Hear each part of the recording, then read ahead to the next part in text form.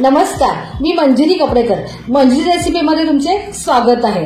तुम्हाला माहिती आहे की माझं युट्यूब चॅनल आहे, 2019 पासून आहे ते, पण ऍक्टिव्ह नाहीये ते, कारण मी त्याच्यावरती खूप व्हिडिओ पोस्ट केलेले नाहीयेत. माझे क्लासेस असतात, कुकिंग क्लासेस असतात, त्यात मी खूप बिझी असते. त्यामुळे काय झालं की माझं युट्यूबकडे थोडंसं दुर्लक्ष झालं आणि तिथं मी व्हिडिओ आपले पोस्ट करू शकले नाही. पण आता इथून पुढे मी काय करणार आहे की जे मी क्लासमध्ये शिकवत नाही असे पदार्थ जे सगळ्यांना खूप आवडतात, माझे पारंपरिक आहेत, सोप्या पद्धतीने खूप छान मी वेगळे पदार्थ करते, ते सगळे पदार्थ मी ह्या चॅनलवरती पोस्ट करणार आहे, त्याचे व्हिडिओ पाठवणार आहे. तर तुम्ही काय करा की लगेच माझ्या चॅनलला सबस्क्राईब करा आणि बेल आयकॉन पण क्लिक करा. म्हणजे काय होईल, तुम्हाला माझे जे व्हिडिओ पोस्ट होतील ते लगेचच तुम्हाला बघायला मिळतील आणि त्याचा तुम्हाला खूप छान उपयोग होईल.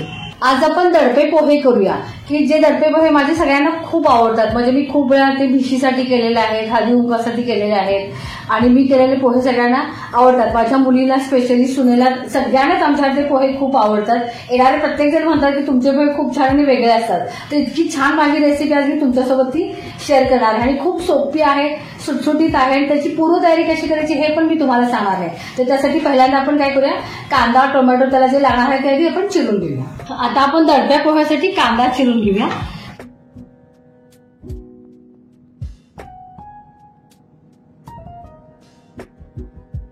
असा कांदा आपण बारीक चिरून घ्यायचा आहे, कारण जो बारीक चिरलेला कांदा ह्याच्यामध्ये छान लागतो. जर का मोठा झाला, जाड झाला तर काय होतं की ते तोंडात इतकं चांगलं लागत नाही. तर असा बारीक चिरायचा. त्यासाठी पातळ स्लाइस करून घ्यायच्या कांद्याच्या आणि अशी जी फंटास्टिक निळ असते ती खूप छान सोपी पडते चिरायला.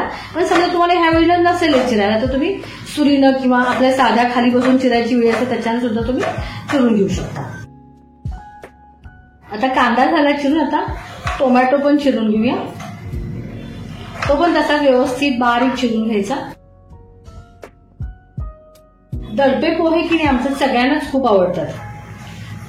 माझ्या मुलीला ऐकायला तर खूप आवडतात. म्हणजे त्यासाठी काय होतं की 15-20 दिवसातून तर हे दडपे पोहे आम्ही करतोच. आणि कसं आहे की मला हा पदार्थ का आवडतो की तो झटपट आपण करू शकतो कुणीही आलं की, आणि हा पौष्टिक पण आहे. कारण पोहे हा प्रकारच खूप छान पौष्टिक आहे. मग ते कुठल्याही प्रकारचे पोहे करा, कांदे पोहे करा, दडपे पोहे करा, काकडी पोहे करा. तुम्हाला मी वेगवेगळ्या प्रकारचे पोहे पण इथून पुढे करून दाखवणार आहे. पोह्याचे बरेच प्रकार मी करते, किंवा पोहे तुम्ही कशातही कसे वापरू शकता हे पण मी तुम्हाला सांगणार आहे. असं आपण हा टोमॅटो पण छान चिरून घेतलेला आहे. आता टोमॅटो पण छान चिरून झालाय, काढून घेते. आता दोन्ही एकत्रच करणार असल्यामुळे इथं साईडलाच ठेवले. लिंबू पण एक मी आहे तो चिरून घेते. लिंबू चिरून घेतलाय मी. आता मिरच्या, हिरव्या मिरच्या आहेत, त्याचे पण थोडे मोठे मोठे तुकडे करायचे की जे तोंडात आले नाही पाहिजे. म्हणजे आपण ते दिसले की समोर लगेच काढून टाकू, फक्त त्या मिरचीची टेस्ट आपल्या फोडणीमध्ये उतरली पाहिजे. आता आपण ह्याच्यामध्ये हा मी एक कढई घेतलेली आहे किंवा एक बाउल काहीतरी घ्या. ह्याच्यात मी पोहे घेते. साधारण मी एक 5-6 लोकांना नाश्त्यासाठी पुरतील एवढे पोहे करते. चाळून ठेवलेत मी हे पोहे. पातळ असतात ना ते आणायचे, आपण आणले की चाळून घ्यायचे. म्हणजे त्याच्यामध्ये कसं असते की बारीक काहीतरी असं त्याचा चुरा असतो तर तो निघून जातो त्याच्यातून, म्हणून आधी आपण ते चाळून घ्यायचे. तसे मी चाळूनच डब्यात भरून ठेवले होते. आता मी काय करते बघा, ह्याच्यामध्ये मी घालणार आहे कांदा घालते पहिल्यांदा. साधारण हे 2 छोटे कांदे आहेत आणि एक मोठा टोमॅटो आहे. तुम्हाला जर का जास्त कांदा टोमॅटोची टेस्ट आवडत असेल तर तुम्ही थोडं जास्त घातला तरी पण चालेल. आता आपण कांदा आणि टोमॅटो घालून घेतलेला आहे. याच्यावर आपण बोलूया मीठ. मीठ मी थोडासा हाताने घालते. आणि हा जो माझा क्रम आहे तो अगदी परफेक्ट आहे. काय होतं की कांदा आणि टोमॅटोला मीठ लागलं ना की ते सगळ्या आपल्या पोह्यांना व्यवस्थित लागतं. आता मी तुम्हाला सांगते की ह्याच्यात आपण घालणार आहोत हे सेदलन पादेलन. ही पोह्याची पद्धत आहे ती माझ्या सासूबाईंची आहे आणि त्या सांगायच्या की त्यांच्या सासूबाई हे करायच्या. म्हणजे आमची किती जुनी पद्धत आहे बघा ही पोह्यांची, आणि आम्ही ही खूप वर्ष करतो घरी. आणि माझ्याकडे सगळ्या माझ्या नंदांना सगळ्यांना ह्या प्रकारचे पोहे खूप आवडतात. आणि याला की नाही थोडंसं कर्नाटकातल्या भागात आलेपाकाचे पोहे सुद्धा म्हणतात. आता मी ते सेदलून घातलं, पादेलून घातलेलं आहे. आणि मी नेहमीच घरी सुद्धा वापरायला काय करते की पिंक सॉल्ट आहे ते वापरते. तर मी ते मीठ सुद्धा, आपलं साधं मीठ सुद्धा घातलेलं आहे. आता आपण ह्याच्यात घालायची आहे साखर. आमच्याला थोडी गोडसर चवीचे पोहे आवडतात त्यामुळे मी तशी साखर घातली. आता आपण ह्यात घालूया बारीक चिरलेली कोथिंबीर. त्यानंतर घालूया खोबरं. ओलं खोबरं जे आहे ना, मी असं नेहमी काय करते, भरपूर नारळ खोते आणि स्टीलच्या डब्यात भरून ते डिफ्युजरला ठेवून देते. त्यामुळे काय होतं की आपली सगळी पूर्व तयारी असल्यामुळं आपण पटकन हे पोहे करू शकतो. ह्याच्यात महत्वाचा भाग काय आहे की आपले फक्त पोहे करण्यासाठी खोबरं खोयाला जो वेळ लागतो आपल्याला तर तो आपण वाचतो. आणि हे बघा माझं खोबरं छान असं तयार असतं आणि ते मी तुम्हाला इथं दाखवते. असं किचन आपल्या फ्रीजमध्ये काय तयारी असली पाहिजे, तर किचनसाठी काय आपल्याला पटपट स्वयंपाक होण्यासाठी काय करता येईल हे सगळं मी तुम्हाला एक व्हिडिओ करून दाखवणार आहे. आता मी पहिला हे सगळं साहित्य एकत्र करून घेते. हाताने हे चुरायचे चांगले. पहिला हे हाताने छान चुरून घेऊया आणि मग ह्याला आपल्याला फोडणी घालायची आहे.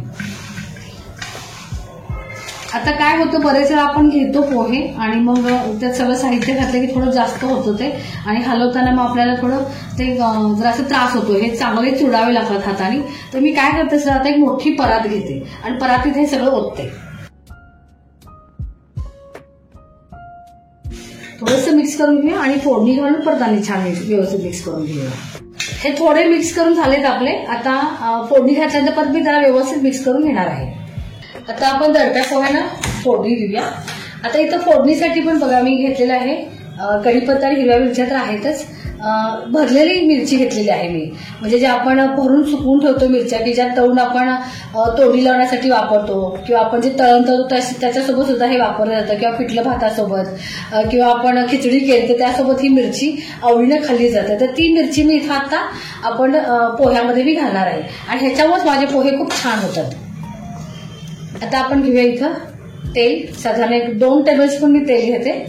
आता याच्यामध्ये घालूया आपण जिरे.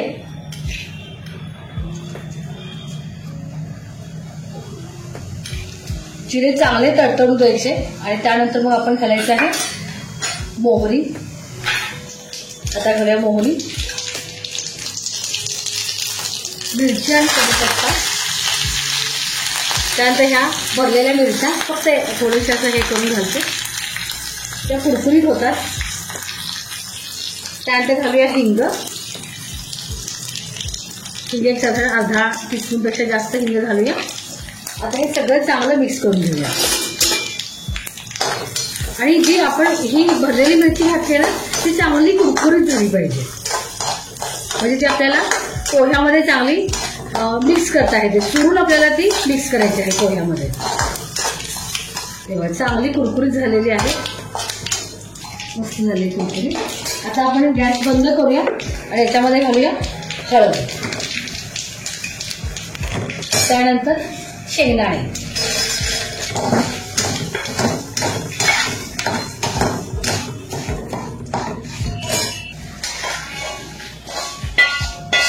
आता हे सगळं व्यवस्थित घालते. त्याच्यात थोडे घातले पोहे पण घ्यायचे, थोड्याचे मिक्स करायचे, म्हणजे फोडणी पण वाया जात नाही आणि सगळं छान. आता आपण लिंबू पिळूया. साधारण 1 लिंबू मी घेतलाय, छोट्या आकाराचा आहे त्यामुळे अख्खा एक घेतलेला आहे. त्यानंतर ह्याच्यात घालायचं आहे मला मेथकूट घालायचं आहे. मेथकुटाने इतकी सुंदर चव येते. मी जसं म्हटलं की तुम्हाला माझे पोहे का छान होतात, तर एक मेथकूट मी घालते. दुसरं ह्या मिरच्या असतात त्यामुळे ते खूप छान होतात पोहे. आता ही मिरची आहे ती थोडी अशी चुरवूया. आता पोहे मऊ व्हायला की नाही आपल्याकडे पूर्वीपासून नारळाचं पाणी घालतात. म्हणजे नारळ फोडायचा, मग तो खोवायचा आणि मग पोहे करायचे असं केलं जातं. पण मी काय करते की नारळाचं ते पाणी न घालता नारळ फोडलेल्याचं मी ह्याच्यामध्ये काय करते थोडंसं दूध घालते. आता मिरची बघा ही थोडी कुरकुरी झाली आहे, आता अशी चोरली जाते लगेचच. ती मिक्स करून घातली ह्याच्यात. आता मी काय करणार ह्याच्यामध्ये घालणार आहे दूध. साधारण 2 टेबलस्पून होईल एवढंच आपल्याला दूध लागणार आहे. तर आता असं हातावर घेते मी दूध, पूर्ण असं पसरवते.